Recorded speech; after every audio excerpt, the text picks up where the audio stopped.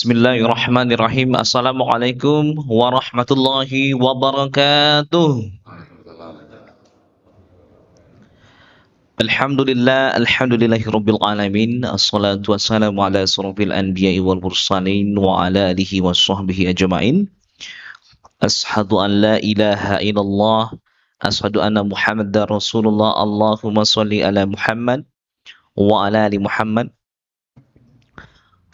Rabbi shrah li sadri wa yassir li amri wahlul 'uqdatam min lisani yafqahu qawli. Bapak Ibu yang kami hormati, syukur kepada Allah atas limpahan rahmat dan hidayahnya kepada kita, yang mana subuh ini Allah masih mengizinkan kita bersua di rumahnya dalam majelis ilmu yang insya Allah sebentar lagi akan kita simak dan saksikan. Semoga akan menjadi bekal yang kuat untuk kita selaku hambanya yang masih Allah berikan waktu untuk hidup di muka bumi, ya Allah, sehingga semakin kuat mengejar amal yang tentunya akan menjadi pemberat beban kita nanti di akhirat, sehingga bersua di jannah, ya Allah, amin ya rabbal alamin. Salawat kepada Nabi, Allahumma sholli ala Muhammad wa ala ali Muhammad. Semoga syafaat merahmati kita di tengah-tengah rutinitas kita. Mari kita terus bersalawat kepadanya, sehingga syafaatnya akan mendapatkan kepada kita insya Allah. Baik, Bapak-bapak, Ibu-ibu yang kami hormati, sebelumnya kita mengucapkan terima kasih terlebih dahulu bahwasanya kegiatan hari ini merupakan bagian dari agenda safari dakwah kami bersama dengan INH dan juga Yayasan Wasilah Amal Khairat. Kegiatan proyek dakwah ini merupakan komitmen kami, Bapak Ibu. Komitmen kami mengelilingi Indonesia di beberapa daerah di Indonesia semata untuk kembali memupuk kesadaran akan pentingnya peduli dengan saudara-saudara kita. Terkhusus yang hari ini di negeri Syam. Ada saudara kita di Palestina, di Gaza, sampai hari ini belum mendapatkan kenyamanan seperti yang kita rasakan hari ini. Kita bisa hidup di Indonesia, kita bisa beribadah di masjid yang tenang, nyaman, dengan kreativitas anak mudanya sangat luar biasa. Ingat, Gaza tidak, Pak. Kita bisa mencari nafkah, kita bisa mengisi rumah kita, bertemu dengan keluarga kita. Gaza tidak. Maka hari ini syukur kepada Allah, semoga syukur itu kita sisipi dengan doa terbaik untuk mereka, bela mereka, suarakan kemerdekaan untuk mereka. Kalau ada rezeki, titipkan hartanya untuk memenuhi kebutuhan mereka yang masih hidup di sana, insya Allah. Yang kedua, kita membawa tokoh-tokoh yang sama-sama mengisi, membantu, sharing kepada kita. Salah satunya hari ini kita kedatangan Koh Donditan. Sudah pernah melihat beliau sebelumnya? Pernah lihat sebelumnya, Pak? Pernah. Di mana, Pak? RCTI. Nggak ada. Nggak ada di RCTI, Pak, ya.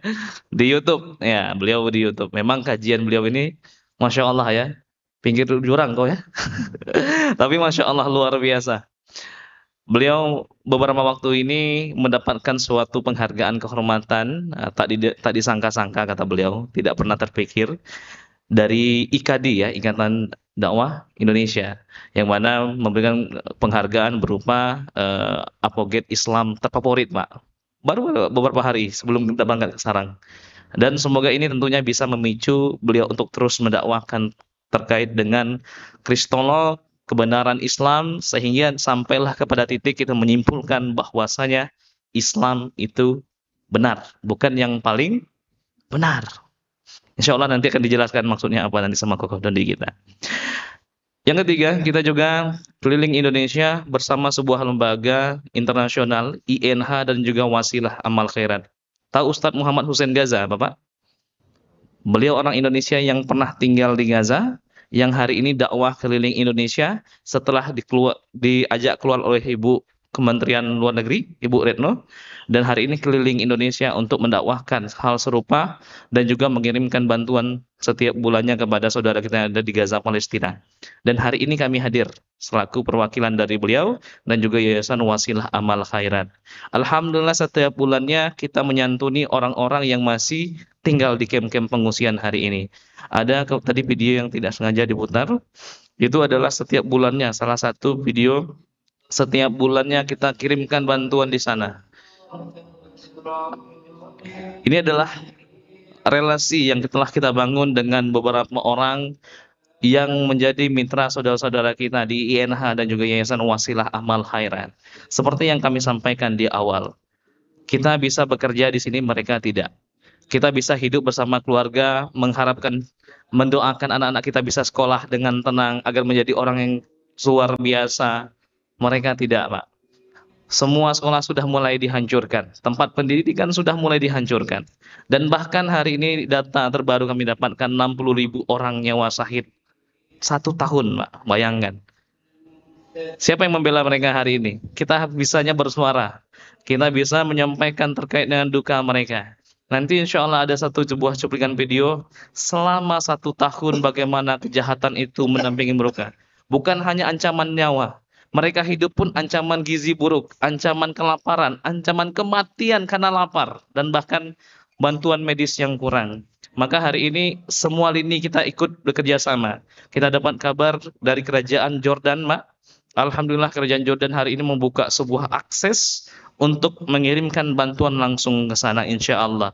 Ini yang membantu bukan kami, tapi bapak-bapak semuanya. Orang-orang yang kami temukan di selama di safari dakwah dari Papua, Banda Aceh, Kalimantan, telah kita jamahi semuanya. Alhamdulillah, tujuan utama kita untuk merawat keistiqomahan. Alhamdulillah, sampai hari ini mereka terus istiqomah membantu saudara-saudara kita di Gaza, Palestina. Karena itu yang bisa kita lakukan hari ini.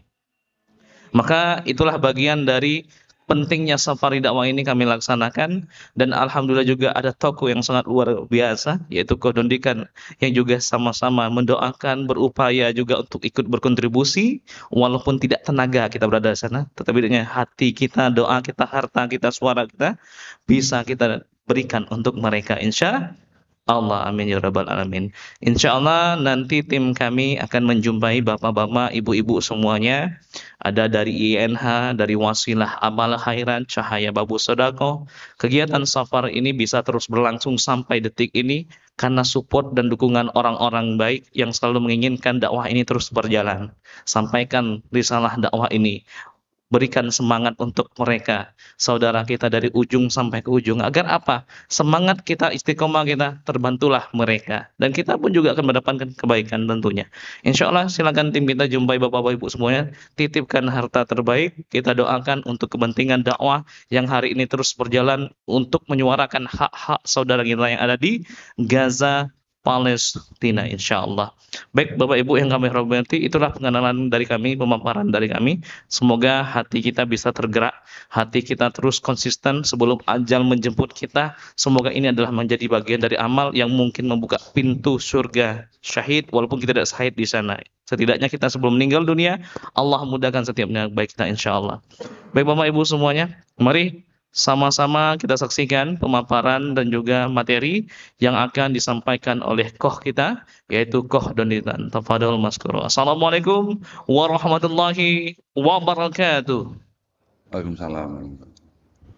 Bismillahirrahmanirrahim. Assalamualaikum warahmatullahi wabarakatuh.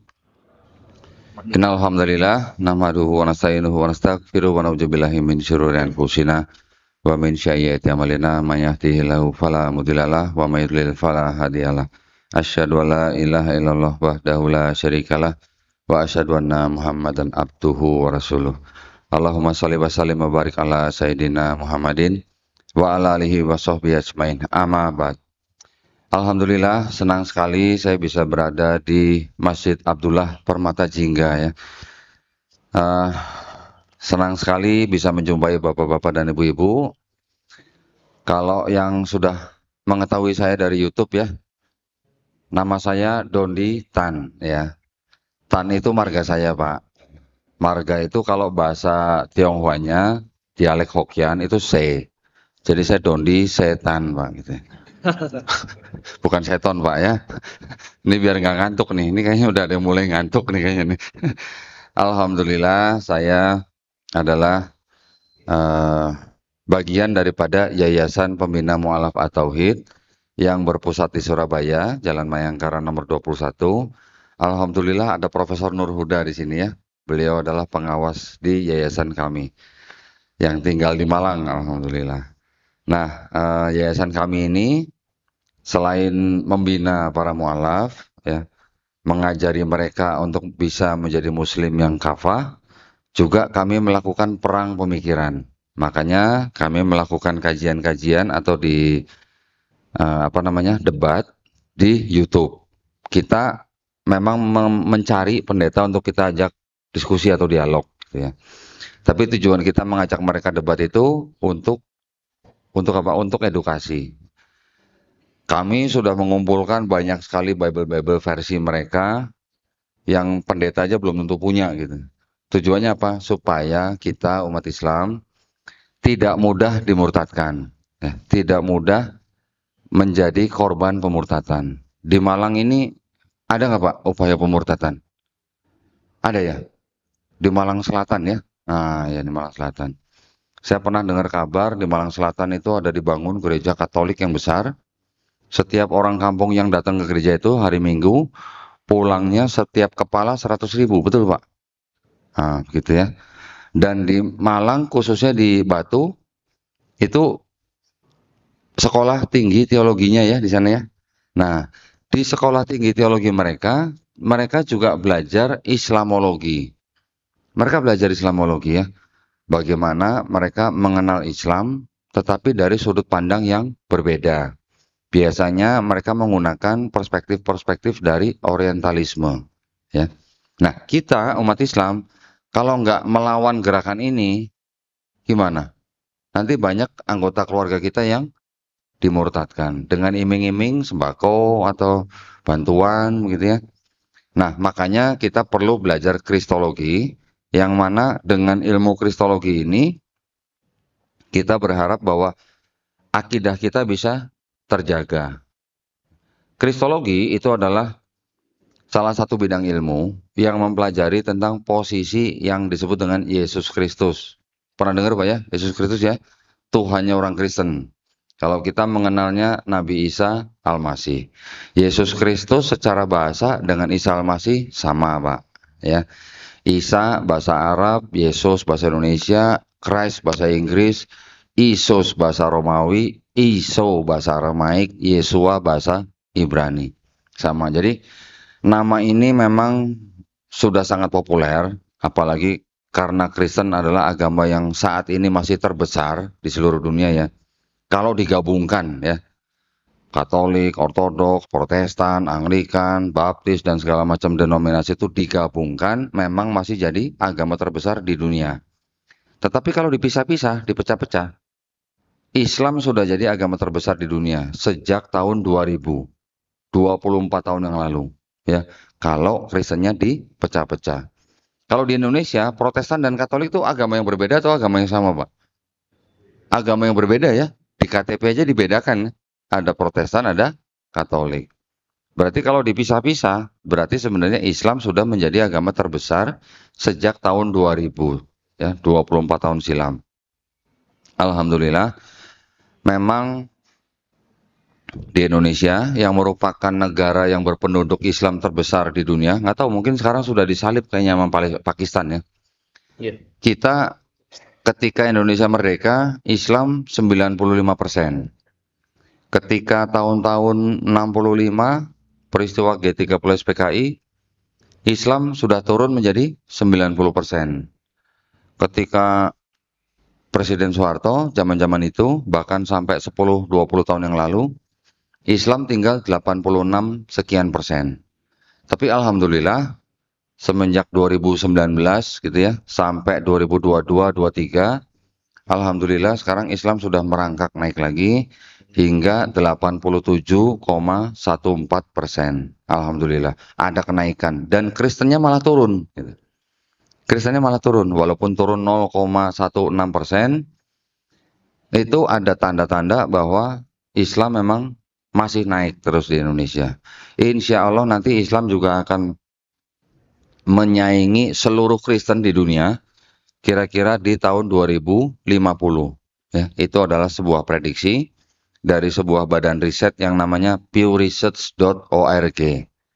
2070 Islam akan mengungguli semua Kristen.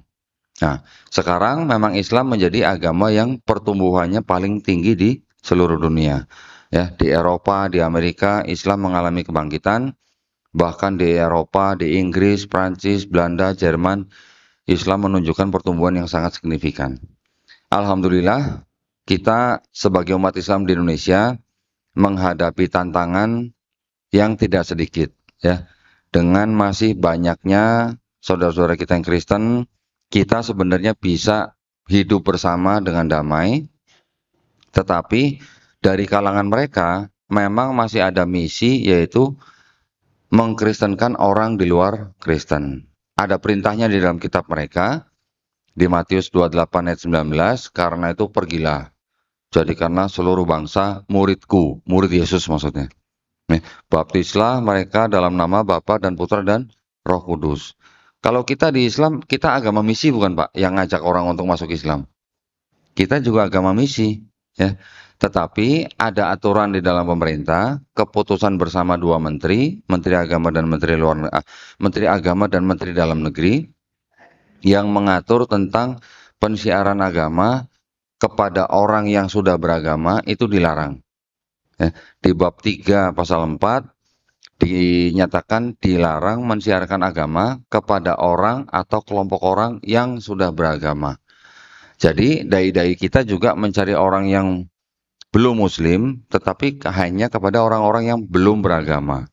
Ya, Kristen juga begitu di daerah-daerah terpencil. Tapi kalau di kota-kota seperti Kota Malang atau Kota Jakarta, Surabaya, mereka juga masih melakukan pendekatan kepada orang-orang yang sudah beragama. Ya, itu yang harus kita waspadai. Kita nggak pernah tahu kapan rumah kita diketuk oleh orang-orang Kristen yang mengajak kita untuk masuk agama mereka.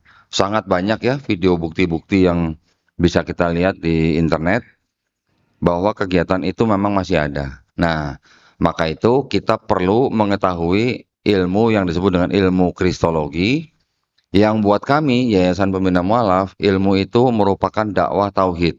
Artinya dakwah itu dakwah yang mengajak orang untuk bertauhid, gitu ya. Dengan cara perang pemikiran, kita mengajak dari kalangan mereka berdiskusi atau berdebat, tapi dengan cara yang paling baik. Ya, kita adakan debat di hotel atau di gedung, kita bayari kamarnya, kita bayari makannya, kita bayari transportasinya. Tujuannya semata-mata hanya untuk membentengi akidah umat Islam. Nanti kalau dari debat itu ada yang bersyahadat, itu bonus gitulah ya. Saya berapa kali berdebat, selesai debat, nanti ditelepon atau sama orang atau video call, alhamdulillah ini habis nonton debat bersyahadat. Bahkan pernah saya berdebat di Surabaya, debatnya belum selesai, ada seorang penonton yang mau bersyahadat. Ketika selesai, pendetanya kita persilahkan untuk meninggalkan ruangan. Ya, Pak, debat kita sudah selesai, mohon maaf, ini ada yang mau bersyahadat, silakan meninggalkan ruangan, gitu kan. Pendetanya nggak mau pergi. Oh, nggak apa-apa, saya belum pernah lihat orang bersyahadat, saya pengen lihat gitu. Giliran saya tanya, nggak sekalian Pak, saya bilang gitu, hehehe, gitu, ketawa aja. Gitu. Ya nggak apa-apa, gitu ya, kita nggak pernah maksa ya. Tetapi alhamdulillah dari kegiatan-kegiatan kami itu, sekarang banyak alhamdulillah orang-orang yang dari luar Islam mendatangi kami, berdiskusi, bersyahadat di tempat kami. Alhamdulillah. Tetapi mensyahadatkan orang itu pekerjaan yang tidak terlalu sulit. Membinanya yang kita butuh tenaga dan pikiran ya. Juga biaya. Kita juga mengirimkan guru-guru privat ke rumah mereka. Bahkan yang belum sunat kita sunatkan gratis. Kita ajarkan ikro dan sebagainya. Nah, itu yang kami lakukan di dalam yayasan kami. Nah, sekarang ketika kita mengenal ilmu kristologi, kita harus tahu kerangkanya dulu, gitu ya. Kita sering mungkin berdebat dengan teman-teman yang Kristen, selalu yang dibicarakan Yesus itu Tuhan atau bukan. Biasanya kan begitu ya. Tapi ada cara lain sebenarnya yang bisa membuat pikiran mereka terbuka ketika kita bisa membuktikan kitab mereka ada yang janggal atau ada yang salah. Yang salah itu apa?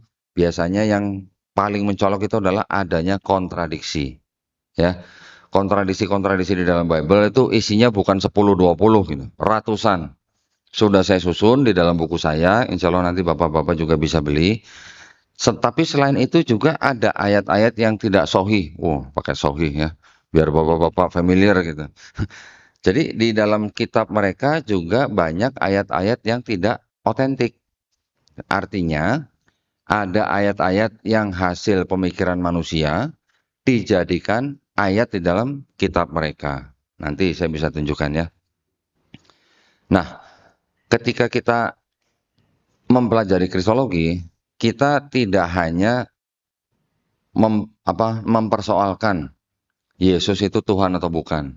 Berdasarkan teks di dalam kitab mereka, sebenarnya juga tidak ada pernyataannya eksplisit dari yang disebut Yesus Kristus mengatakan bahwa dia adalah Tuhan yang turun ke bumi jadi manusia dan minta disembah. Tidak ada. Bahkan yang ada, teks-teks yang tertulis itu, yang disebut Yesus Kristus itu tidak pernah mengajarkan kekristenan. Ya. Bahkan juga tidak pernah mengucapkan kata Kristen. Yang kita bisa pelajari dari ahli-ahli perjanjian baru sendiri, mereka bisa mengatakan bahwa dari 4 kitab yang disebut dengan gospel, Matius, Markus, Lukas, Yohanes, mereka berani mengatakan bahwa penulis-penulisnya itu yang menceritakan dari mulai Yesus lahir sampai Yesus berdakwah, disalib, dan bangkit di hari ketiga, ternyata yang menulis adalah orang-orang yang tidak diketahui siapa namanya. Jadi penulisnya adalah penulis-penulis yang anonim gitu, tanpa nama, gitu ya. Nah, mereka menulis itu kadang-kadang menisbatkan perkataan mereka, perkataan penulis kepada mulut yang disebut dengan Yesus Kristus. Nah, saya akan tunjukkan di dalam kitab mereka. Di kitab mereka itu ada tulisan-tulisan begini. Ini saya kemana-mana jadi bawa koper begini kayak tukang buku nih jadinya. Ya. Kitab mereka tulisannya apa nih Pak? Alkitab. Ya Pak ya. Kita sebagai umat Islam jangan sebut ini Alkitab. Karena apa? Karena Quran kita kata lainnya juga Alkitab. Betul Pak? Betul ya? Jadi karena Quran kita juga nama lainnya Alkitab, makanya kita jangan sebut kitab mereka Alkitab. Kita sebut saja Bible, ya. Bible bahasa Inggris Pak, biar modern sedikit gitulah. Ya, paling jauh Holy Bible gitulah. Nah, di dalam kitab ini ada kata-kata atau istilah yang mungkin kita sering baca di dalam Quran. Ada yang disebut dengan Taurat, Zabur, Injil, ya. Ini mereka tulis dengan Alkitab dan mereka ini memang kitab yang biasa dibawa oleh jemaat mereka ketika mereka ke gereja. Tetapi juga ada kitab-kitab yang seperti ini nih. Ini tulisan emasnya sudah luntur, jadi saya bukakan di sini nih. Di sini tulisannya Kitab Suci Injil. Wah, ya. Kita juga sering membaca di dalam Quran kita ada kata-kata Injil, ya kan? Nah, sekarang pertanyaan kita adalah apakah yang disebut dengan Injil di Quran itu ini? Itu pertanyaannya, ya. Ada yang berani jawab? Apakah ini? Bukan. Berani pastikan ini bukan? Hah? Nggak yakin? Nah, kita bedah ya. Tadi saya mengatakan bahwa di dalam kitab yang disebut Injil oleh orang Kristen ini, ada 4 kitab yang mereka sebut Injil, yaitu Matius, Markus, Lukas, Yohanes. Yang tadi saya sebut bahwa penulisnya tidak tahu siapa. Ya. Mereka sengaja membuat kitab seperti ini, ada tulisan Injil dan juga Yesus Kristus di sini disebut namanya apa? Isa Al-Masih. Untuk siapa nih kitab ini? Mereka tulis begini. Nanti ada nama Nabi Yahya, ada kata insya Allah di dalam kitab ini. Ini mereka buat untuk dibagikan kepada orang Islam. Ya, supaya apa? Supaya merasa oh, ada yang sama gitu. Ya, ada yang mirip. Di sini mereka juga menggunakan kata A-L-L-A-H, Allah bacanya di dalam kitab mereka. Saya bacanya Allah Pak ya, karena di sini nggak ada tasdidnya Pak. Ya, jadi saya bacanya Allah di dalam kitab ini. Mereka menggunakan trik seperti ini supaya umat Islam merasa ada yang sama dengan agama mereka gitu. Ada kata Allah, nanti ada lagi di kitab lain, kebetulan saya nggak bawa, ada kata-kata Assalamualaikum, bahkan ada kata-kata masjid, bahkan ada kata-kata Ka'bah. Tapi Ka'bah yang di dalam kitab mereka maksudnya adalah Baitul Maqdis ya. Bukan Ka'bah yang ada di Masjidil Haram. Nah, mereka menggunakan trik-trik seperti ini karena memang diperintahkan di dalam agama mereka. Mereka diajari apa? Cerdik seperti ular, tulus seperti merpati. Gitu ya. Nah, jangan sampai kita terkecoh. Ya, makanya saya bilang di sini kitab yang ditulis sebagai Injil di sini ini bukan Injil yang diturunkan kepada Nabi Isa alaihissalam. Ya, karena yang menulis juga tidak jelas siapa. Kemudian surat-surat Paulus di sini mendominasi kitab-kitab ini. Total kitab ini ada 27 surat, ya. 13 dari 27 surat ini adalah tulisan orang yang namanya Paulus. Pernah dengar Pak Paulus? Pernah dengar ya? Paulus itulah yang menciptakan agama Kristen. Jadi sebenarnya Kristen itu bukan diciptakan oleh Yesus Kristus atau Nabi Isa alaihissalam, tapi diciptakan oleh Paulus yang membawa doktrin yang baru. Doktrin yang baru itu doktrin apa? Ketika Yesus yang disebut dengan orang Yahudi itu mengatakan bahwa jangan kamu menyangka bahwa aku datang untuk meniadakan hukum Taurat. Aku datang bukan untuk membatalkan hukum Taurat, tapi untuk menggenapi di Matius 5:17. Tetapi di lain cerita Paulus mengajarkan bahwa Yesus yang mati di atas kayu salib itu telah membatalkan hukum Taurat. Makanya orang Yahudi yang harus sunat, nggak boleh makan babi, ketika diajarkan oleh Paulus, Paulus mengajarkan itu terhadap orang-orang yang bukan Yahudi. Ya, makanya kalian orang non-Yahudi, kalian tidak perlu sunat, semua makanan halal. Ya, hukum Taurat katanya sudah dibatalkan, tapi perpuluhannya jalan terus gitu. Paham Pak perpuluhan ya? Tahu Pak perpuluhan ya?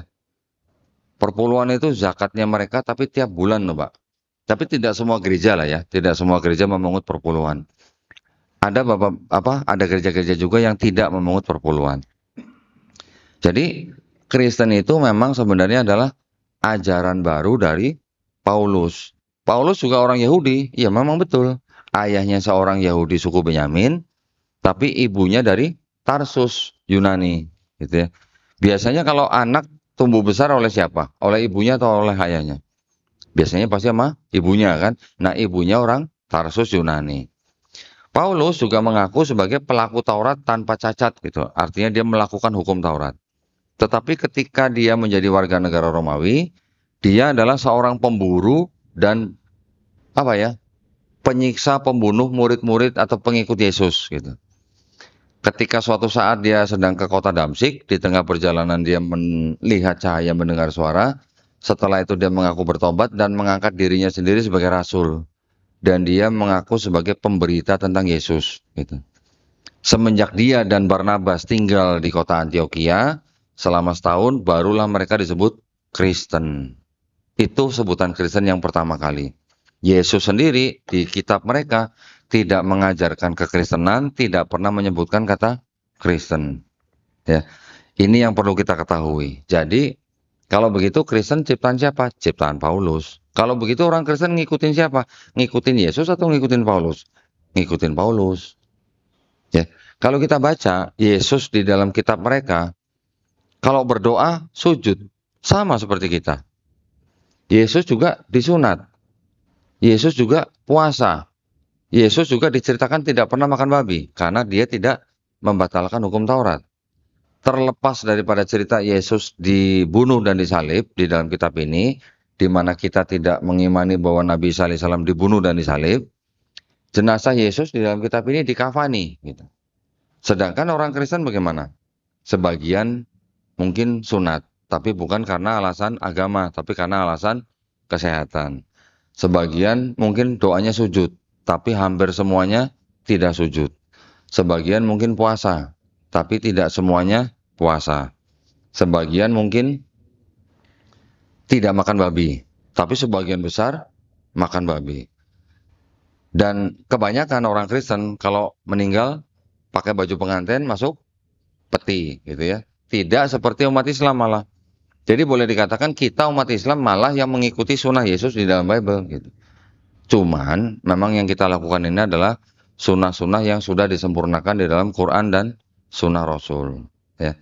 Jadi perlu kita ketahui bahwa kitabnya orang Kristen itu sebenarnya aslinya bukan punya orang Kristen semua gitu ya.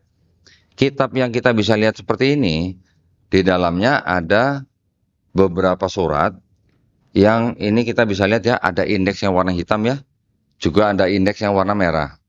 Yang warna hitam ini ternyata ini bukan punya orang Kristen. Punya siapa? Punya orang Yahudi. Ada kitabnya di sini. Nah, ini kitabnya orang Yahudi. Kitabnya orang Yahudi itu namanya adalah kitab Tanakh. Tanakh itu adalah singkatan daripada Taurah atau Taurat, kemudian Nevi'im, dan Ketuvim. Kitab ini ditulis dalam bahasa Ibrani, yang penulisannya sama dari kanan ke kiri. Disusun kira-kira kitab ini tahun 450 sebelum Masehi. Ya, berarti 450 sebelum ada Nabi Isa alaihissalam. Kitab ini yang disusun oleh orang-orang Yahudi, kemudian diterjemahkan dari bahasa Ibrani ke bahasa Yunani. Menjadi kitab ini. Kitab terjemahan bahasa Yunani ini disebut atau namanya adalah Septuaginta. Nah, kitab Septuaginta ini yang akhirnya di abad keempat Masehi dijadikan kitabnya orang Kristen. Disebut sebagai Perjanjian Lama. Gitu ya. Terus kitabnya orang Kristen yang ditulis dari pertengahan abad pertama hingga abad kedua, mereka sebut sebagai Perjanjian Baru. Sehingga jadilah kitabnya orang Kristen dari sejak abad keempat, ada Perjanjian Lama, ada Perjanjian Baru. Ya, Perjanjian Lama dan Perjanjian Baru, yang mana Perjanjian Lama ini punya Yahudi, ternyata punya konsep ketuhanan yang berbeda dengan konsepnya orang Kristen. Kalau orang Yahudi tidak mengakui atau tidak mempercayai Tuhan itu bisa jadi manusia, Tuhan itu bisa jadi anak manusia, di Kristen mereka mempercayai Tuhan itu bisa menjelma jadi Yesus. Itu perbedaan utamanya gitu ya. Orang Yahudi tidak percaya Tuhan itu bisa jadi manusia atau tidak jadi anak manusia. Ada ayat yang menyebutkan bahwa Tuhan itu bukan manusia, Tuhan itu bukan anak manusia. Di Bilangan 23 ayat 19. Kita di Islam sering membaca apa? Lam yalid walam yulad. Tidak diperanakan dan juga tidak memperanakan. Jadi sebenarnya konsep ketuhanannya Yahudi dengan Islam tuh sama, mirip gitu ya. Nanti di dalam kitabnya orang Yahudi juga disebutkan Adonai Elohenu, Adonai Ehad, itu dalam bahasa Ibrani ya. Itu adalah syahadatnya bangsa Israel gitu. Tuhan Allah kita, Tuhan itu Esa. Nah, nanti ada lagi mereka mengatakan bahwa tidak ada sesuatu apapun di bumi yang menyerupai Tuhan. Ada di Keluaran 9 ayat 14. Nanti ada di Keluaran 33 ayat 20 juga dikatakan, engkau, Nabi Musa ini tidak dapat memandang Tuhan. Tidak ada manusia yang memandang Tuhan dapat hidup. Itu ayat-ayat seperti itu kita sudah familiar sebenarnya ya. Kita sudah sering mendengar di dalam Quran. Tiba-tiba ketika masuk ke dalam kitabnya orang Kristen, Tuhan yang bukan manusia itu, Tuhan yang bukan anak manusia itu, Tuhan yang tidak bisa dipandang wajahnya, tiba-tiba bisa jadi Yesus gitu. Nah, dari mana gitu ya? Pandangan orang Kristen kok bisa mempercayai Tuhan itu bisa jadi manusia? Ternyata Kristen memang mengadopsi sistem kepercayaan Helenisme dari Yunani. Daerah yang namanya Mediterranean itu, Mesir, Palestina, Persia, Babilonia, terus kemudian Eropa dan sebagainya, itu daerah yang memang dikuasai oleh Raja Alexander Agung, kira-kira dari tahun 332 sebelum Masehi sampai tahun 63 sebelum Masehi, digantikan oleh Romawi. Orang-orang Yunani yang menguasai daerah situ, mereka mempercayai dewa-dewa. Ya, ada dewa yang paling tinggi namanya Dewa Zeus, bisa punya anak dari manusia, anaknya nanti ada yang Hercules, ada yang Perseus, mereka disebut setengah manusia, setengah dewa. Ya, tahu ya Pak ya Hercules ya, atau Dewa Zeus tahu ya? Hah? Taunya dari mana Pak Dewa Zeus Pak? Dari judi online bukan Pak? Bukan ya?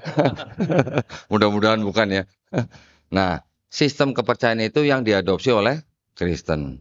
Tetapi kalau dari Yunani ya atau yang dari Romawi itu mereka tidak ada konsep trinitasnya. Konsep trinitasnya dalam Kristen itu diambil dari konsep-konsep orang-orang yang sebelum mereka yang memang sudah menyembah Tuhan yang apa? Triad. Triad itu 3 tapi 1, 1 tapi 3.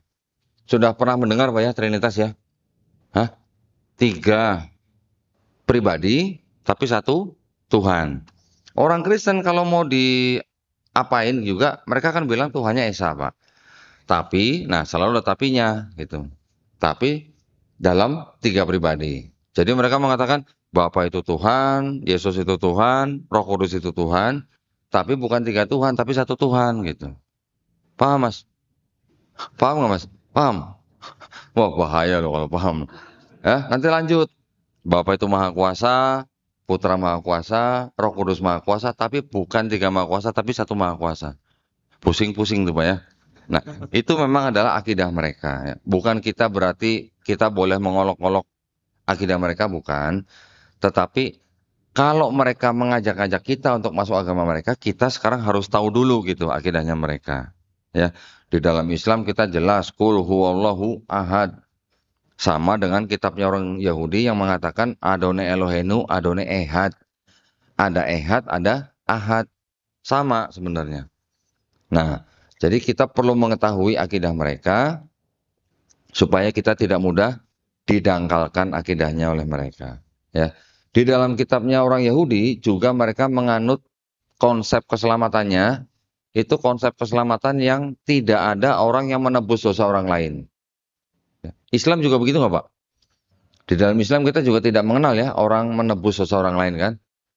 Bahkan di dalam kitabnya Yahudi dikatakan bahwa seorang ayah tidak dapat menanggung kesalahan anaknya. Seorang anak tidak dapat menanggung kesalahan ayahnya. Yang berdosa itu yang mati. Ulangan 24 ayat 16. Yeskiel 18 ayat 20. Juga nanti ada ayat lagi, Yesaya 1 pasal 16 dikatakan basuhlah, atau gini, bertobat lebih baik daripada mempersembahkan hewan kurban. Basuhlah, jauhkanlah perbuatan-perbuatan jahatmu dari depan mataku, mata Tuhan maksudnya. Berhentilah berbuat jahat, kendalikan orang kejam, belajarlah berbuat baik. Sama nggak Pak dengan amar ma'ruf nahi mungkar? Mirip ya? Nanti mereka katakan lagi, belalah hak anak-anak yatim. Perjuangkanlah perkara janda-janda. Baiklah, mari kita berperkara. Firman Tuhan gitu katanya. Jikalau dosamu merah seperti kirmisi, akan menjadi putih seperti salju. Jikalau dosamu merah seperti kain kesumba, akan menjadi putih seperti bulu domba. Jadi artinya, kalau ada ayat-ayat seperti itu di dalam kitabnya orang Yahudi, dengan akal sehat atau nalar sehat, perlu nggak ada orang yang harus mati di atas kayu salib untuk menebus dosa manusia gitu? Tidak perlu, gitu ya. Jadi memang di Yahudi, konsep ketuhanannya sama dengan Islam, murni monoteis. Konsep keselamatannya juga sama dengan Islam. Jika kita berdosa, yang perlu kita lakukan hanya bertobat, menyesali perbuatan kita, tidak mengulangi perbuatan dosa kita, dan banyak berbuat amal soleh. Insya Allah dosa kita diampuni. Sama dengan di Yahudi. Tapi ketika masuk ke dalam konsep keselamatannya Kristen, mereka mengatakan bahwa kalau kamu tidak percaya dengan Yesus sebagai Tuhan dan Juru Selamat yang sudah mati di atas kayu salib untuk menebus dosa kamu, kamu tidak akan selamat. Konsepnya berbeda, itu ternyata, ya, antara Yahudi dan Kristen. Padahal dalam satu kitab yang sama, gitu. Nanti orang Kristen akan bilang, kalau yang di Perjanjian Lama itu kan memang belum waktunya, gitu. Tuhan turun jadi manusia, gitu. Tapi ada ayat di Maliaki 3 ayat 6 yang mengatakan bahwa Tuhan itu tidak akan berubah. Kalau Tuhan bukan manusia, Tuhan bukan anak manusia, Tuhan tidak bisa, tidak ada yang serupa dengan sesuatu apapun di bumi, dan Tuhan tidak berubah, bagaimana ceritanya bisa tiba-tiba menjadi Yesus? Itu yang terjadi di dalam kitab mereka. Jadi antara Perjanjian Lama dan Perjanjian Baru saja sudah terjadi kontradiksi, ya. Maka itu kita perlu mempelajari ini supaya apa? Supaya kita paham akidah mereka. Nah, antara kitabnya orang Yahudi dan kitabnya orang Kristen, apa tuh? Juga ada yang disebut dengan konsep Mesias. Ya, pernah dengar Pak Mesias? Pernah dengar Mesias? Mesias itu Al-Masih. Ya, jadi kalau Isa Al-Masih, Al-Masih itu artinya dalam bahasa Ibrani itu Mesias, gitu ya. Jadi kalau Yesus Kristus, Kristus itu sama dengan Al-Masih. Kristus itu bahasa Indonesia, bahasa Inggrisnya Christ, bahasa Yunaninya Christos, bahasa Arabnya Al-Masih. Al-Masih atau Mesias artinya yang diurapi. Ya. Bagi orang Yahudi, yang disebut dengan Mesias itu adalah orang-orang bisa jadi apa? Imam, raja, atau nabi ketika mereka ditahbiskan dengan cara diurapi kepalanya dengan minyak. Gitu ya. Minyak itu minyak yang cukup mahal. Jadi orang yang diurapi kepalanya dengan minyak itu disebut sebagai Mesias. Perbedaan antara kitabnya orang Yahudi dan kitabnya orang Kristen tentang Mesias ini itu bisa dilihat dari bahwa orang Yahudi mengatakan yang disebut Mesias itu adalah harus benar-benar manusia, bukan Tuhan yang jadi manusia. Gitu. Sedangkan Kristen mengatakan Yesus itu adalah Mesias yang dijanjikan, tapi orang Kristen sekaligus juga menganggap Yesus sebagai Tuhan. Ini sudah bertentangan ya antara Yahudi dan Kristen. Yang kedua, orang Yahudi bilang bahwa Mesias itu harus keturunannya Daud melalui anaknya Salomo. Kita mengenal dengan nama Nabi Daud alaihissalam dan juga Nabi Sulaiman alaihissalam. Sedangkan Kristen mengatakan bahwa Yesus itu disebut anak Daud, tapi melalui Yusuf ya, suaminya Maria. Kalau di Islam kita tidak mengenal Maryam punya suami. Tapi kalau di Perjanjian Baru ada cerita bahwa Maria ibu Yesus itu menikah dengan Yusuf. Yusuf bukan ayah kandungnya Yesus. Jadi kalau Yusuf ini adalah keturunan Daud melalui Salomo, karena Yesus bukan anak kandung Yusuf, maka Yesus tidak diterima sebagai Mesias oleh orang Yahudi. Ya, karena syaratnya Mesias itu buat orang Yahudi ada dia harus keturunan Daud melalui anaknya Salomo. Ya.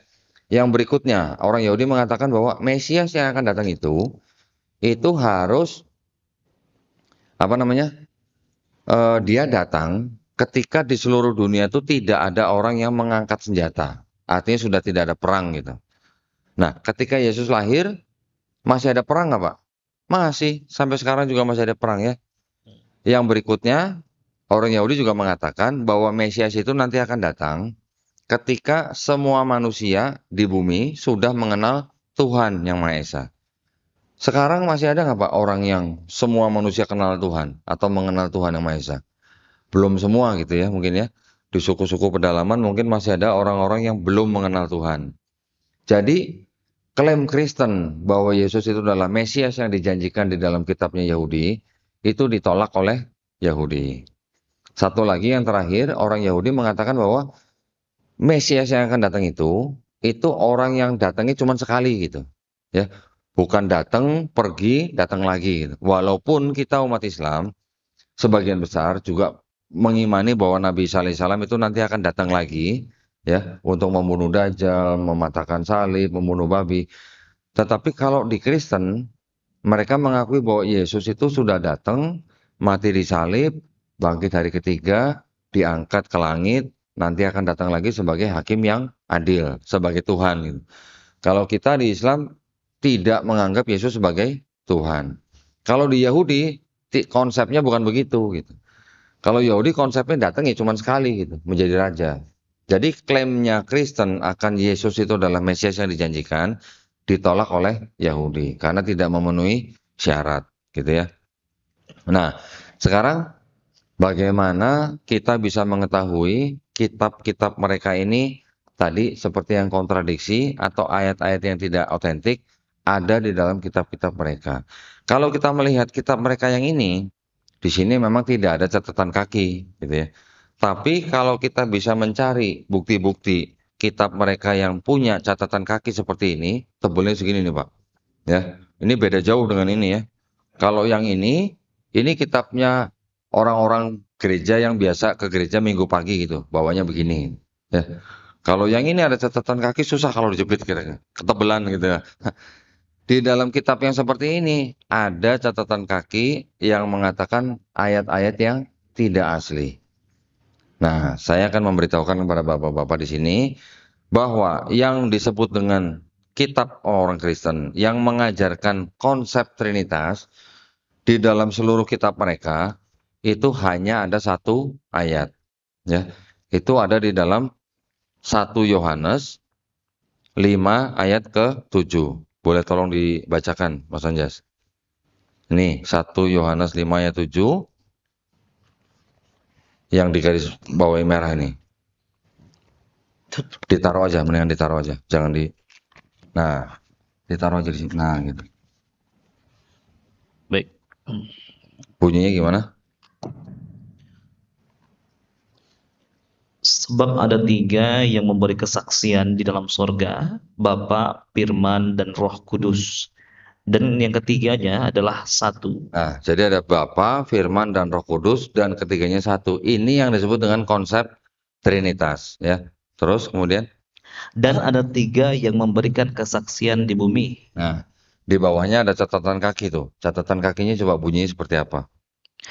Bagian ayat ini tidak terdapat dalam naskah-naskah Yunani yang paling tua dan tidak pula dalam terjemahan-terjemahan kuno, bahkan tidak dalam naskah-naskah paling baik dari Vulgata. Bagian ini kiranya aslinya sebuah catatan di pinggir halaman salah satu naskah terjemahan Latin yang kemudian disisipkan ke dalam naskah-naskah oleh penyalin dan akhirnya bahkan disisipkan ke dalam beberapa naskah Yunani. Karenanya bagian ini pasti tidak asli. Tidak apa? Tidak asli. Tidak asli. Pasti tidak asli. Gimana Pak? Kalau ada ayat keterangannya pasti tidak asli. Bapak-bapak kalau udah terbiasa dengan Quran, ada terjemahannya, ada catatan kakinya, misalnya Quran surat Al-Fatihah ayat ketiga nih pasti tidak asli gitu. Gimana rasanya Pak? Ya, berat ya. Nah, di dalam kitab mereka ada catatan kaki yang bunyinya seperti itu gitu. Nah, inilah yang makanya dulu membuat saya akhirnya meninggalkan agama saya yang lama. Karena ada ayat seperti itu, maka saya tidak bisa menerima kitab ini sebagai kitab suci. Itu yang menjadikan saya meninggalkan Kristen, gitu ya. Saya juga belajar juga agama yang lain, tapi ketika saya mengetahui bahwa Kristen itu sebenarnya artinya apa? Gelar daripada Yesus. Ya, Kristus itu kan gelar daripada Yesus. Yahudi itu adalah nama daripada anak Nabi Yakub yang keempat. Hindu itu adalah nama tempat daripada agama itu berasal. Buddha itu adalah gelar daripada Siddhartha Gautama. Konghucu itu adalah nama daripada nabi agama itu. Ya, kalau di Hindu dan Konghucu itu kan masih ada dewa-dewa gitu ya. Kalau Buddha itu sepertinya hanya filosofi, tapi bagus, dharmanya bagus. Yahudi itu agama yang eksklusif gitu. Ketika saya belajar Islam, saya mengetahui bahwa ternyata kalau nama agama-agama yang lain itu gelar orang, nama nabi, nama tempat, ternyata giliran di Islam kok artinya bukan nama orang, nama tempat, tapi kok berserah diri gitu. Ya, Islam itu kan artinya dari aslama, berserah diri. Selain itu juga selamat, patuh, taat, tunduk. Maka Islam sebagai ajarannya berserah diri, Muslim adalah orang yang berislam. Yang bisa saya terima di dalam agama Islam, yaitu apa? Di dalam Islam ternyata kita memahami bahwa kita mau lahir jadi orang apa kan kita nggak bisa milih. Ya kan? Bapak-bapak di sini juga mau lahir jadi orang Malang juga nggak bisa milih gitu kan Pak. Saya juga begitu, mau lahir jadi orang Cina juga nggak bisa milih gitu. Tiba-tiba sudah lahir aja, gitu kan? Dan kita dijadikan suku dan ras yang berbeda-beda untuk apa? Untuk saling mengenal dan berkasih sayang. Yang penting kita harus berserah diri kepada Allah Subhanahu wa taala. Itu inti daripada ajaran Islam. Dan satu yang paling bisa saya terima di dalam Islam adalah ketika Nabi Muhammad SAW menyampaikan khutbah terakhir ya ketika Haji Wada, bahwa orang Arab tidak lebih baik daripada orang non-Arab. Orang non-Arab juga tidak lebih baik daripada orang Arab. Jadi orang Arab kalau dibandingkan dengan orang non-Arab ini kan bisa orang apa aja, bisa orang bule, bisa orang hitam, bisa orang kulit putih, kulit kuning, kulit merah, mata sipit, mata belok, rambut lurus atau rambut keriting gitu. Tidak ada yang lebih baik dari mereka kecuali apa? Takwanya. Ya, itu yang paling bisa mengena di dalam saya. Di samping juga bahwa di dalam Quran ternyata juga banyak ayat-ayat yang berkaitan dengan ilmu pengetahuan atau sains yang ternyata baru terbuktinya baru pada zaman-zaman sekarang. Ya, terkonfirmasi baru oleh orang-orang ilmuwan baru pada zaman sekarang. Mungkin 50 tahun yang lalu, mungkin baru 100 tahun yang lalu. Banyak ayat-ayat di dalam Quran yang kita mengetahui terkonfirmasinya itu masalah apa? Big Bang, masalah gunung, masalah laut, masalah embriologi, masalah macam-macam ya, banyak sekali. Nah, jadi alhamdulillah kita sebagai umat Islam harus tetap berpegang teguh kepada iman Islam supaya apa? Supaya kita tidak mudah murtad gitu ya. Ada yang dulu siapa kalau nggak salah ada seorang pemuka Islam yang gelarnya Buya, jangan takut murtad gitu. Pernah dengar Pak? Ada yang pernah dengar omongan begitu? Depannya Buya loh yang ngomong loh. Sudah almarhum lah. Ya, jangan takut murtad katanya. Nanti ada lagi Kiai Haji yang ngomong bahwa semua agama itu sama katanya. Setuju nggak Pak? Yang ngomong Kiai Haji loh Pak. Ya, semua agama sama katanya. Itu adalah narasi-narasi yang memang dipergunakan atau ditujukan kepada kita, umat Islam, supaya kita akidahnya menjadi dangkal, Pak. Nah, sekarang kalau bapak-bapak saya tanya nih, Islam itu agama yang paling benar atau agama yang benar, Pak? Yang benar. Kita harus berani gitu ya, Pak ya. Sebagai orang Islam, kita harus berani mengatakan bahwa Islam adalah yang benar, yang lain salah. Berani nggak Pak mengatakan yang lain salah, Pak? Berani aja, kenapa nggak berani? Kita mengatakan Islam adalah agama yang benar, yang lain salah, masalahnya di mana? Tidak ada masalah. Agama yang lain juga boleh mengatakan agama mereka yang benar, yang lain salah, termasuk Islam. Itu hak mereka, masing-masing punya hak yang sama gitu. Ya, setiap agama berhak mengatakan agamanya yang benar, yang lain salah, tapi bukan berarti kita harus saling membenci. Bukan berarti kita tidak boleh bertoleransi. Bukan berarti kita tidak bisa menjadi sesama warga negara. Bukan berarti kita saling bertentangan gitu, bukan. Sebagai anak bangsa kita wajib bersatu, menjaga persatuan negara Republik Indonesia. Tapi kalau soal akidah, kita tidak ada toleransi. Ya. Nanti kalau ada pertanyaan atau perkataan begini gimana Pak? Agama samawi itu 3. Yahudi, Kristen, Islam. Yang ngomong orang-orang akademisi gitu Pak. Kita sebagai umat Islam, bisa nggak Pak menerima begitu? Hah? Tidak, Bapak agak ragu kayaknya nih. Sebagai umat Islam, agama samawi ada berapa Pak? Cuman 1, cuman Islam. Karena kan Quran kita yang mengakui dari mulai Adam alaihissalam, Nabi Adam alaihissalam sampai Nabi Isa alaihissalam disempurnakan oleh Nabi Muhammad SAW, itu semuanya Muslim Pak. Jadi kalau ada agama lain selain Muslim, yang Yahudi, yang Nasrani, kita bisa pelajari ternyata itu buatan manusia. Gitu ya. Makanya tadi saya ingin bertanya begini. Ketika di dalam Quran disebutkan ada Taurat, Zabur, Injil, pertanyaannya apakah Taurat, Zabur, Injil itu kitabnya orang Yahudi dan kitabnya Kristen? Itu pertanyaan saya Pak. Kita harus mempelajari ini supaya kita tahu dan bisa mengambil kesimpulan apakah Taurat, Zabur, Injil yang disebut dalam Quran itu adalah kitabnya orang Yahudi dan kitabnya orang Kristen. Ada yang berani jawab Pak? Bukan. Saya berani katakan bukan. Kenapa? Karena di dalam Quran kita juga membaca bahwa mereka mengenal Nabi Muhammad SAW seperti anaknya sendiri. Gitu ya. Terus kemudian di Quran surat Al-A'raf disebutkan bahwa mereka beriman kepada Nabi yang ummi yang namanya tertulis di dalam Taurat dan Injil. Nah sekarang di kitabnya mereka ada nggak nama Nabi Muhammad SAW? Saya bisa katakan tidak ada. Ya, entah sudah disamarkan, entah sudah dihilangkan, entah sudah disembunyikan atau bagaimana. Yang jelas tidak ada nama Muhammad di dalam kitabnya orang Yahudi dan kitabnya orang Kristen. Kalau tidak ada nama Muhammad di dalam kitabnya orang Yahudi dan Kristen, berarti kan ini bukan kitab yang dimaksud oleh Quran surat Al-A'raf 157 gitu.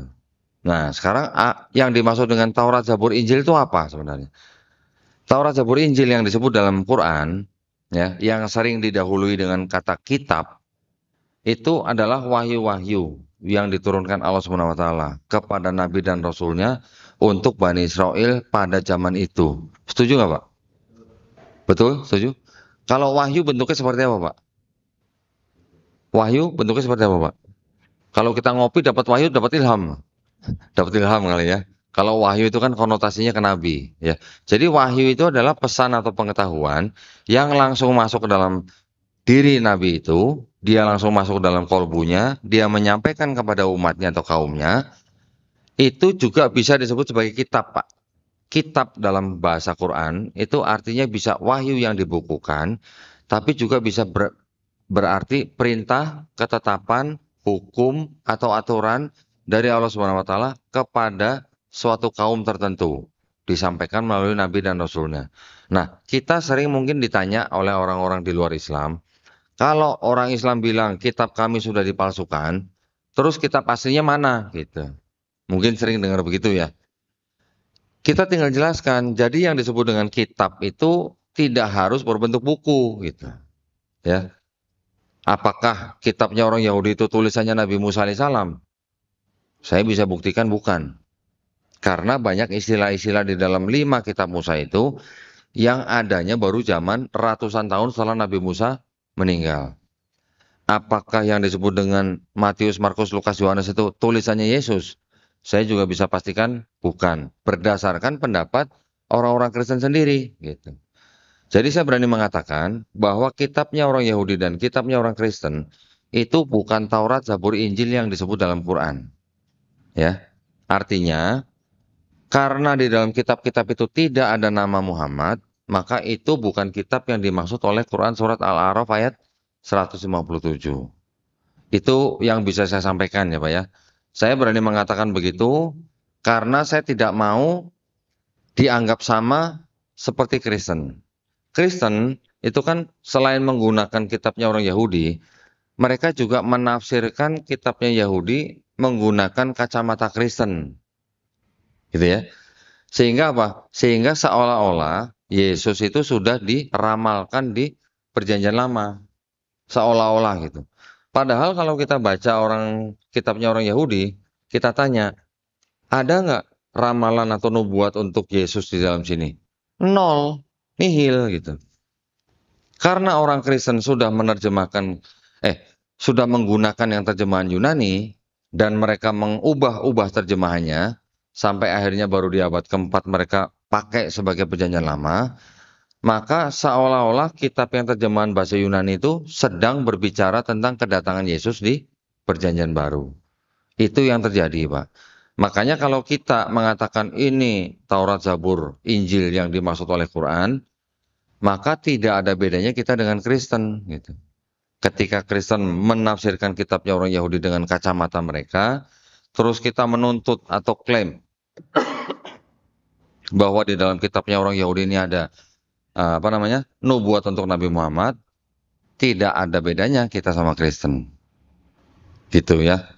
Jadi yang saya sampaikan ini mudah-mudahan bisa diterima oleh bapak-bapak dan ibu-ibu di sini sebagai bekal kita supaya kita tidak mudah didangkalkan akidahnya. Nanti kalau Bapak Ibu misalnya ditunjukkan kitab-kitab yang seperti ini loh Injil yang diterima oleh Yesus Kristus atau Nabi Isa alaihissalam di dalam Quran.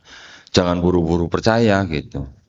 Karena yang disebut dengan Matius, Markus, Lukas, Yohanes ini ditulis oleh orang-orang yang tidak pernah ketemu Yesus gitu. Ditulis oleh orang-orang yang bukan saksi mata langsung. Juga ditulis oleh orang-orang yang tidak mengenal saksi mata langsung. Artinya yang menulis adalah orang-orang yang ibaratnya tidak pernah ngopi bareng Yesus gitulah. Ya, kurang lebihnya begitu gitu ya. Jadi makanya kita tidak boleh gampang percaya bahwa ini Injil yang diterima oleh Isa Al-Masih. Walaupun di sini ada tulisannya Isa Al-Masih, jangan buru-buru gitu. Kita harus pelajari dulu. Nah, makanya kami menganggap bahwa yang disebut dengan dakwah kristologi ini yang kami pelajari, yang kami sebarluaskan, ini juga bisa menjadi atau disebut sebagai dakwah tauhid. Gitu ya. Artinya dakwah yang mengajak orang untuk bertauhid. Nanti ada loh pendeta yang bisa ngomong, agama kami itu bukan agama insya Allah gitu tulisannya. Sambil mengolok-ngolok gitu. agama kami itu bukan agama insya Allah gitu. Tapi ternyata di dalam kitab mereka sendiri yang sengaja dibagi-bagikan kepada umat Islam, di dalam sini ada kata insya Allah. Jadi seperti itu ya. Mereka memang berusaha melemahkan akidah kita, berusaha mengajak kita, saudara kita, keluarga kita masuk ke dalam agama mereka. Itu yang harus kita jaga. Ya, itu saja yang bisa saya sampaikan. Mungkin kita nanti bisa teruskan dengan tanya jawab gitu ya. Eh, Masih banyak waktu untuk tanya jawab. Silahkan disiapkan pertanyaan yang berkaitan dengan yang saya sampaikan. Insya Allah nanti akan saya jawab ya. Saya juga menyampaikan, mohon maaf jika ada kata-kata yang kurang berkenan, yang salah datangnya dari saya, yang benar datangnya hanya dari Allah Subhanahu wa taala. Ya, dipersilakan, ada yang mau bertanya? Baik, alhamdulillah terima kasih kepada Koh Dondi yang telah membuka pembicaraan terkait dengan kristolog. Sedikit banyaknya kita sudah paham dasar-dasar kristologi. Oke, kita buka pertanyaan. Bagi ada yang ingin bertanya, silakan angkat tangan. Satu, kita di sini dulu. Yang dari ibu-ibu ada? Kita usahakan dari bagian ibu-ibu ada? Akhwat di belakang. Nggak kelihatan. Baik. Dari sini dulu ya. Oke. Berdiri. Bismillahirrahmanirrahim. Assalamualaikum warahmatullahi wabarakatuh. Waalaikumsalam. Perkenalkan, nama saya Rafif Naufal Suryata, asal dari Kampung Inggris, Kediri. Oh, kamu Inggris sendiri ya? Iya. Pintar bahasa Inggris berarti. Silakan. Insya Allah. Koh, saya mau bertanya. Setahu saya, Kristen menjadi agama resmi di Romawi itu kan setelah Konsili Nisea. Pertanyaan, Agama resmi negara Romawi itu ketika tahun 380. oh 380. Kalau 325 itu setelah, atau tanyanya apa dulu? Oh iya. Saya jelaskan. Menurut Koh, apakah penyelewengan orang-orang Nasrani itu dimulai sejak Paulus atau sejak diangkatnya Yesus sebagai Tuhan di Kongsi Nisea? Terima kasih. Baik. Kalau dikatakan penyelewengan itu berarti semenjak adanya ajaran yang beda dengan ajaran Yesus. Ya. Tapi walaupun begitu, saya melihat kalau saya membaca tulisan-tulisan Paulus, Paulus sendiri sebenarnya juga tidak salah-salah semua gitulah.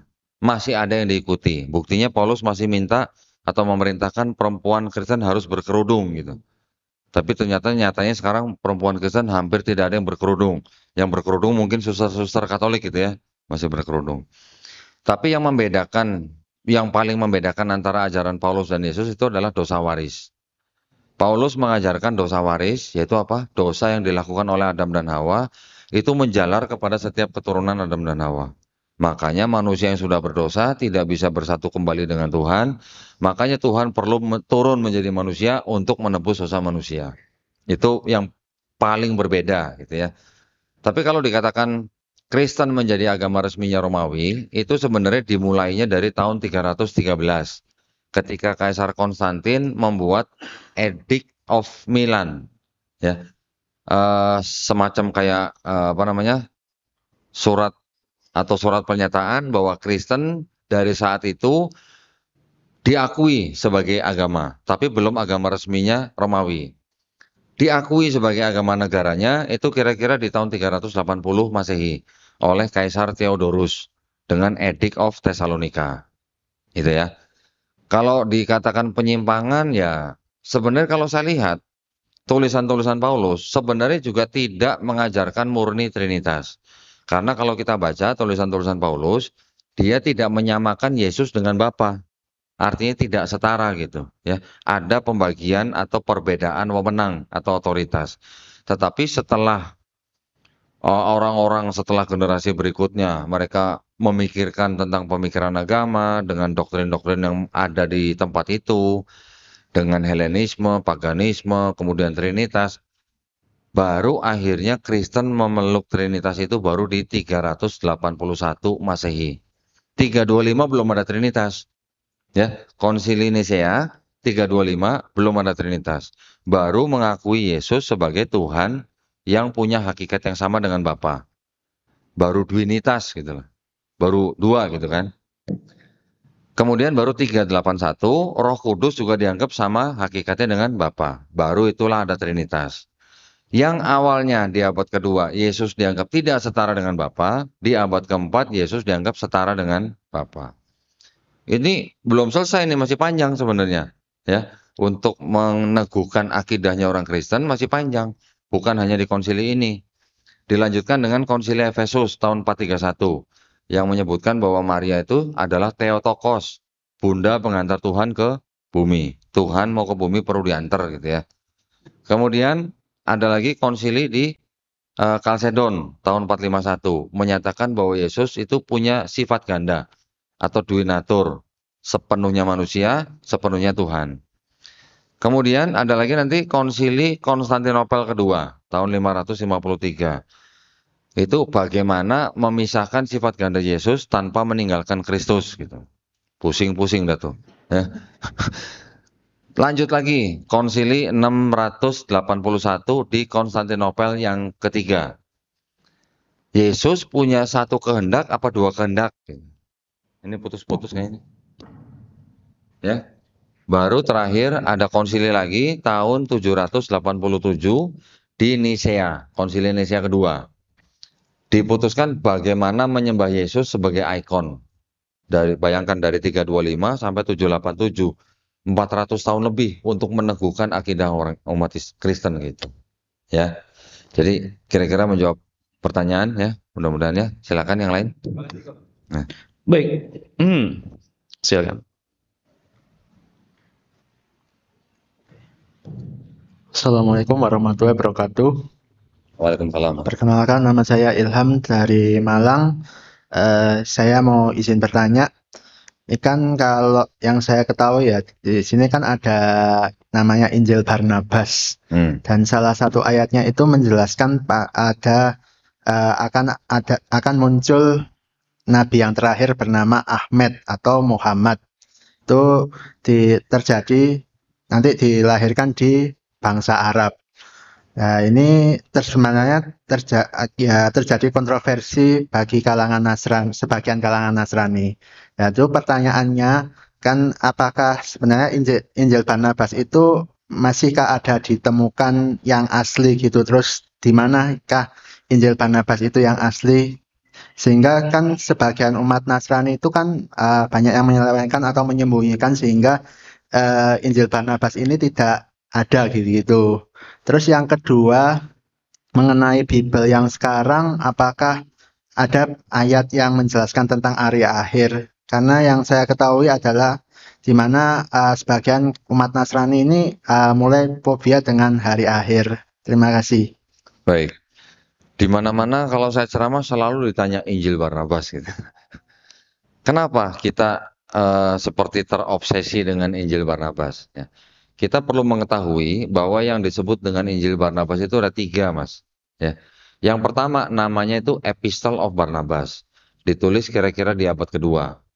Yang kedua itu namanya Acts of Barnabas. Ditulis kira-kira abad kelima Masehi. Yang ketiga itu yang disebut dengan Gospel of Barnabas. Yang tadi Mas bilang ada ayat yang mengatakan akan ada nabi lagi namanya Ahmed gitu ya. Itu ditulis kira-kira abad ke-13 Masehi. Dan dipercaya atau ditengarai ini yang menulis orang Islam, Mas. Nah, gospel ini juga ditolak oleh Kristen. Mungkin banyak kesamaan di dalam gospel ini yang kita bisa periksa dengan Quran. Banyak yang sama. Katanya ada nabi lagi yang namanya Ahmad tadi kan.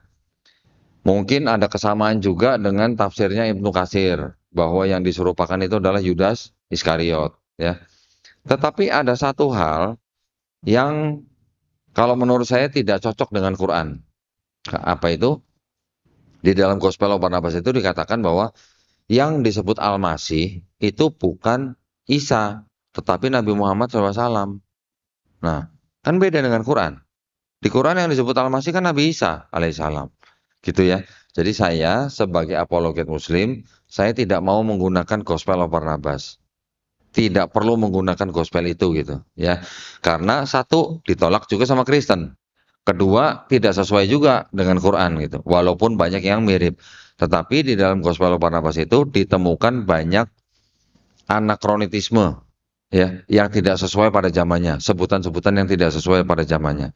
Jadi yang menulis itu dipercaya tidak terlalu memahami sejarah dan tradisi bangsa Yahudi. Gitu ya, yang bisa saya jawab. Silakan yang lain. Itu Bapak tuh di luar. Baik. Yang dari perempuan tidak ada ya? Bapak. Oke. Ya, Yang dari luar dulu, Pak. Sudah angkat tangan dari. Boleh. Assalamualaikum warahmatullahi wabarakatuh. Waalaikumsalam. Ustadz, saya Hendri dari Permata Singga. Pertanyaan saya adalah, seperti kita ketahui, kita wajib beriman antara lain kepada kitab-kitab. Ya, Namun dijelaskan bagaimana mengenai hal ini. ya. Makasih. Tadi saya sudah menjelaskan bahwa arti kata kitab, Pak, kata kitab dalam bahasa Arab, khususnya dalam konteks yang ada di dalam Quran, itu tidak harus berbentuk buku, Pak. Ya, pada zaman Musa, apa sudah ada buku, Pak? Belum. Pada zaman Nabi Daud alaihissalam, apa sudah ada buku? Belum juga. Ya, pada zaman Nabi Isa alaihissalam juga belum ada. Mungkin masih pakai gulungan-gulungan gitu lah.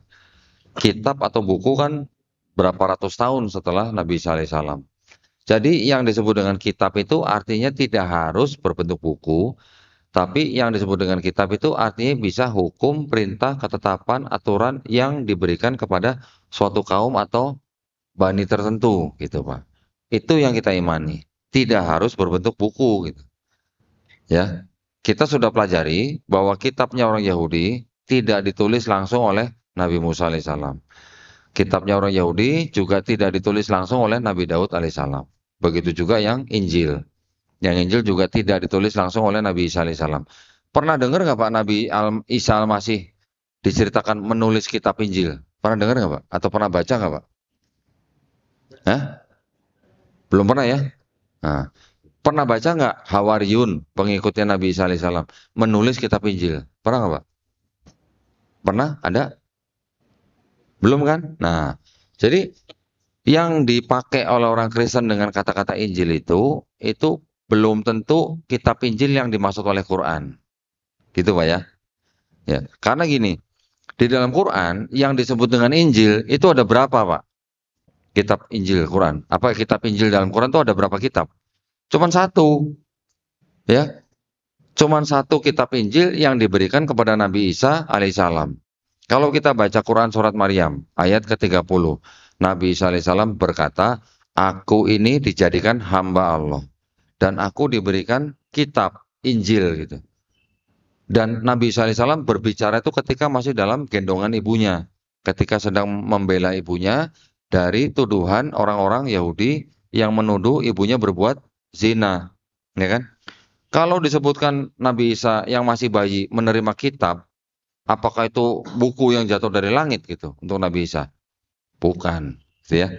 Itu adalah wahyu yang diberikan kepada Nabi Isa alaihissalam untuk Bani Israel. Hukum tertentu, aturan tertentu untuk Bani Israel. Ketika pada zaman Nabi Musa alaihissalam, hukumnya disebut dengan Taurat. Ketika pada zaman Nabi Isa alaihissalam, hukumnya disebut Injil. Gitu Pak. Ya, silakan yang lain.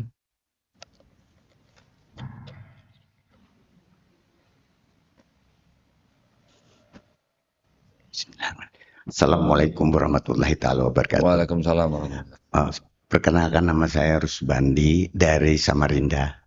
Terima kasih Pak Kodun Lican atas kesempatan diberikan. Saya pertanyaan ada dua. Yang pertama mengenai sejarah ibrah korban. Apakah yang benar Nabi Ismail yang mau dikorbankan oleh Nabi Ibrahim atau Nabi Isa? Karena ada dua versi. Orang-orang Kristen umumnya mengatakan Nabi Ishak, tapi kita Muslim kebanyakan tapi tidak seluruhnya mengatakan Nabi Ismail.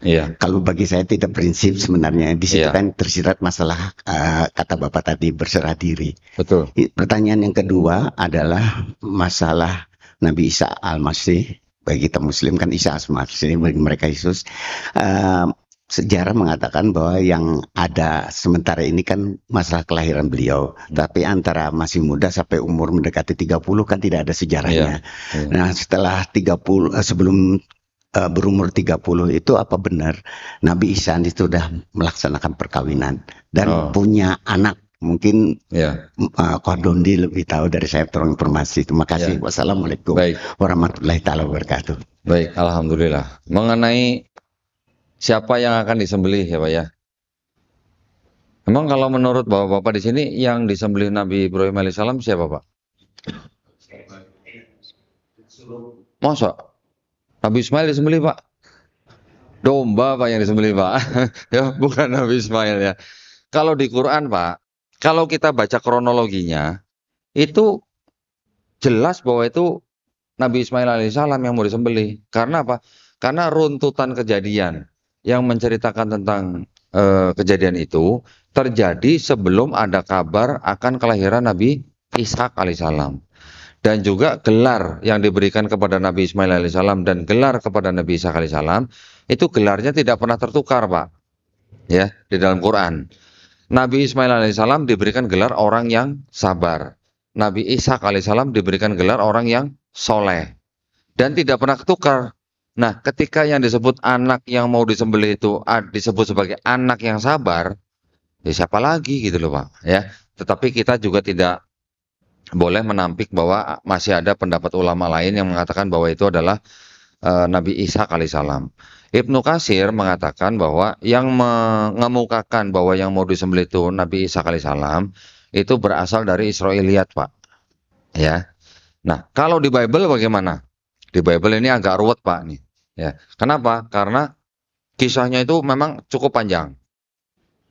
Pertama-tama yaitu kisah diusirnya Hagar, atau kita mengenal dengan Siti Hajar, ibunda daripada Nabi Ismail alaihissalam,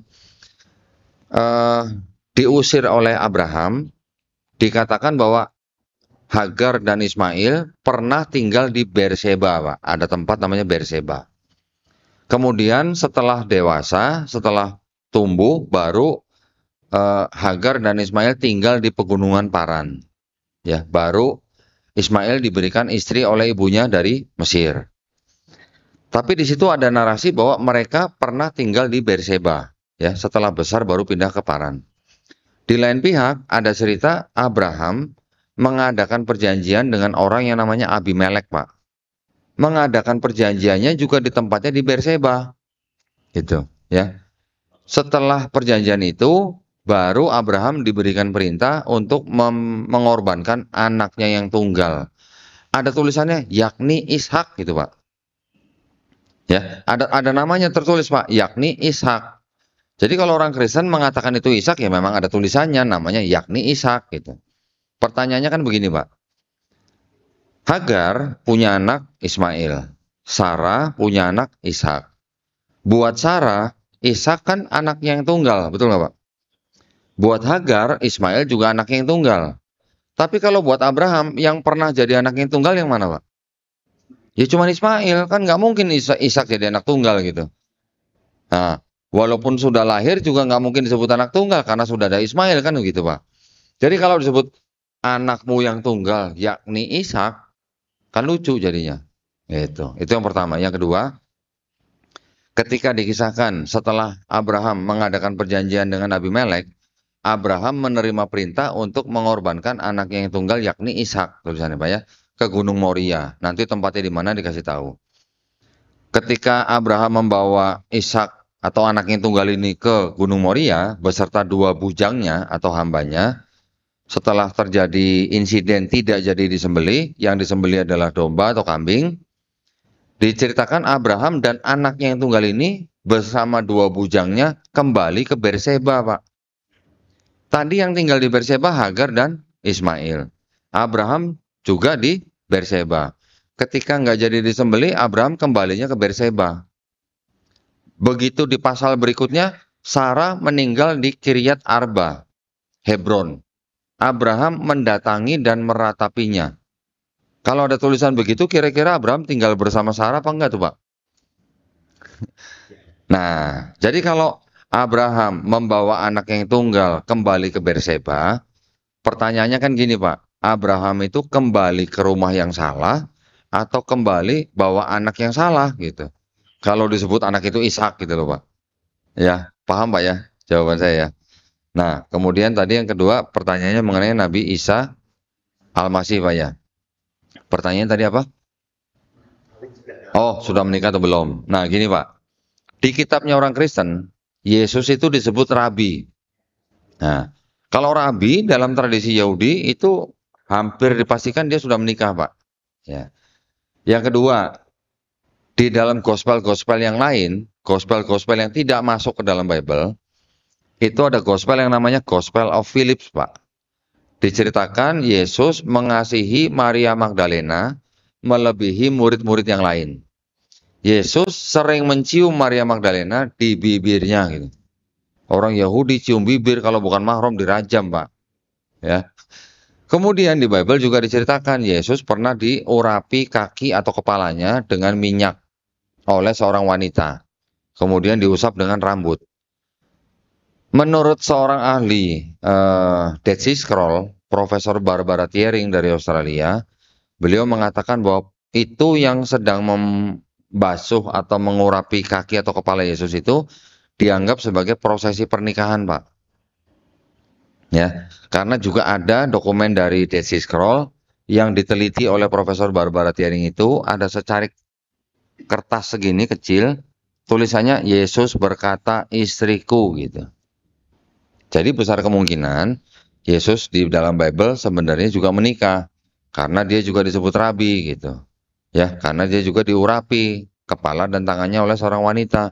Kalau bukan bukan mahram, Pak, dirajam itu orang-orang seperti itu, ya.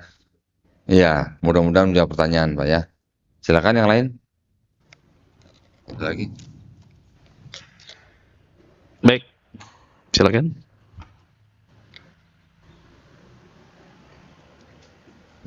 Assalamualaikum warahmatullahi wabarakatuh. Saya Faris dari Malang. Mau bertanya, untuk Bible yang dimiripkan dengan versi Muslim dengan kata-kata insya Allah dan lain-lain itu dibagikannya pas di forum apa? Maksudnya apakah langsung door to door ataukah pihak sana itu membuat forum tersendiri? Dan mungkin karena kan kita sering saya terutama sering mendengar proses kristenisasi itu ini begini begitu diberi sembako dan lain, tapi tidak pernah mengetahui secara langsung. Mungkin itu bisa menjadi antisipasi buat kita itu. Terus pertanyaan yang kedua, Tuhannya Tuhannya Yahudi itu siapa dan sejarahnya itu dari mana yang disebut sekarang tuh apa? Ya. Yahweh ya. Yahweh itu. Baik, jadi ya, oh ya, silakan. Ya, jawab langsung. Jadi mereka membagikan Bible itu door to door. Ya, door to door. Itu banyak, ada videonya yang kita bisa lihat di internet juga ada. Kemudian kalau Tuhannya orang Yahudi, sebutan Yahweh atau Yehova itu bukan istilahnya orang Yahudi. Orang Yahudi tidak mau menyebut Yahweh atau Yehova. Orang Yahudi mengenal nama Tuhan itu ada 7. Ya, El, Eloh, Eloah, Elohim, El Shaddai, Yod-He-Vav-He, dan Zevaot. Nah, yang dianggap paling suci itu yang Yod-He-Vav-He, 4 huruf. Yod-He-Vav-He. Orang Kristen yang menciptakan kata Yahweh untuk 4 huruf itu gitu. Orang Kristen yang menciptakan. Ditulis dalam bukunya yang ditulis oleh Jean Bardus, dalam bukunya The Chronographia, diterbitkan di Prancis tahun 1567. Sebutan Yahweh di dalam buku dia. Dia hanya mencocokologi lah, membuat supaya huruf mati menjadi huruf hidup gitulah. Makanya ada sebutan Yahweh atau Yehova atau Yehuwa gitu. Orang Yahudi tidak akan mau menyebut Yehova atau Yahweh. Mereka ketika menyebutkan yang Yod-He-Vav-He ini, mereka mengganti dengan sebutan Adonai atau Hashem. Ya, Adonai itu artinya Tuhan atau Rob. Hashem itu artinya ismu, nama itu gitu, the name gitu. Ya, jadi ketika mereka mau menyebut Yod-He-Vav-He itu, mereka mengganti dengan Adonai atau Hashem. Yang boleh melafazkan 4 huruf yang paling suci itu hanya seorang imam agung atau imam besar yang disebut dengan Kohen Gadol. Kohen Gadol itu mereka menyebutkannya di dalam sebuah tempat yang dianggap paling sakral, yang disebut dengan kemah perjanjian, dan mereka masuk ke dalam kemah itu sambil diketambang gitu.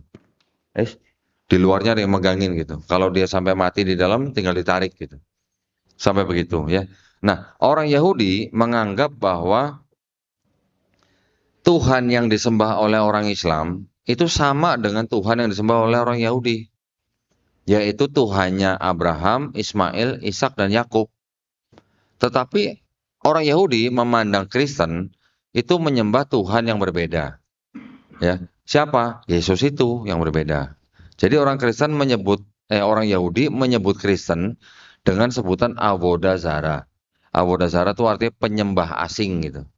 Ya, karena tidak pernah diajarkan di dalam Yahudi menyembah manusia gitu. Jadi orang Yahudi ketika mereka bepergian ke suatu tempat, di tempat itu tidak ditemukan sinagog atau tempat ibadahnya orang Yahudi boleh masuk masjid untuk sholat. Walaupun safnya sendiri, mereka di belakang. Kenapa? Karena mereka menganggap masjid adalah tempat untuk menyembah Tuhan yang Maha Esa. Tetapi mereka diharamkan masuk ke dalam gereja. Karena buat mereka gereja itu adalah tempat menyembah berhala. Ada seorang Yahudi, dulu pernah tinggal di Indonesia, Rabbi Tovia Singer kalau tahu. Ya, ketika dia ke mall, ngelihat ada pohon Natal, dia nggak akan mau lewat di bawahnya gitu. Dia akan cari jalan muter gitu, supaya tidak melihat pohon Natal itu. Sampai begitunya gitu. Ya, kita juga banyak melihat video-video di YouTube orang-orang Kristen yang mencoba mengajak orang-orang Yahudi masuk Kristen di sana di Israel, diludahi sama orang-orang Yahudi di sana. Gitu ya. Semoga menjawab pertanyaan. Oke? Ada lagi? Atau cukup? Baik, saya serahkan ke Mas Anjas. Baik, kita ucapkan terima kasih kepada Koh Dondi, Bapak-bapak, Ibu-ibu semuanya. Alhamdulillah telah selesai. Ini merupakan titik hari terakhir kami Sampurnawa di Jawa Timur. Tapi tentunya bagi teman-teman semuanya yang ingin mendalami dunia kristolog, beberapa waktu ini Koh Dondi telah melaunchingkan sebuah buku. Volume pertama itu berjudul Bible Expose. Nah, ini untuk jemaah-jemaah sekalian, bapak-bapak, ibu-ibu semuanya yang ingin mendalami dunia kristolog yang paling mendasar, ini cocok sekali. Nanti bukunya sudah ada di sana. Kebetulan kodondinya ada di sini, silakan nanti dapatkan di depan dan boleh minta tanda tangan langsung oleh beliau.